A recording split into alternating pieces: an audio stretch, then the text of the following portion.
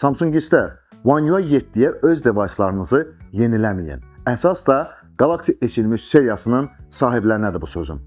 Galaxy S23 sahibləri One UI 7-yə yenilənildikdən sonra batareyanın tez tükənməsindən şikayətlənir. Android 15 yeniləməsi getdikcə daha çox mübahisələrə səbəb olur. Keçən həftə One UI 7 buraxılışından sonra Galaxy S23 seriyasının sahibləri smartfon bateriyasının gücünün daha tez itirdiyini hiss etdi.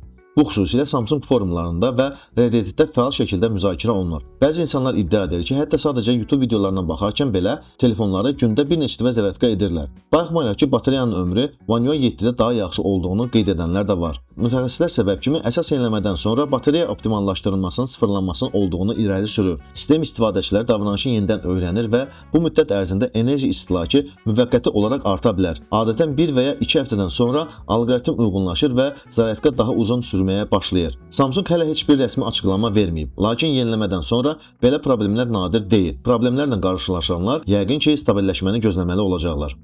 Bir çoxlarınız bilirsiniz ki, əməliyyat sisteminin yeni versiyası gələndə device'larda müəyyən problemlər olur. Əlbəttə ki, bu problemlər müəyyən yeniləmələrdən sonra, yəni 1-2 yeniləmə gəldikdən sonra aradan qalxır. Yəni ona görə bunu deyirəm ki, siz One UI 7-yə yeniləməyin smartfonlarınızı. Elə gözləyin One UI 8 gəlsin. Nə qaldı ki, One UI 8 iyun ayında təqdim olunacaq. Yox, əgər sizin smartfonunuz One UI 8-i dəstəkləməyəcəksə, ona sözüm yoxdur. Onda yenilənin One UI 7-yə. Amma çalışın One UI 7.1 və yaxud 7.1.2-yə yenilənin. Onda problemlər olmayacaq.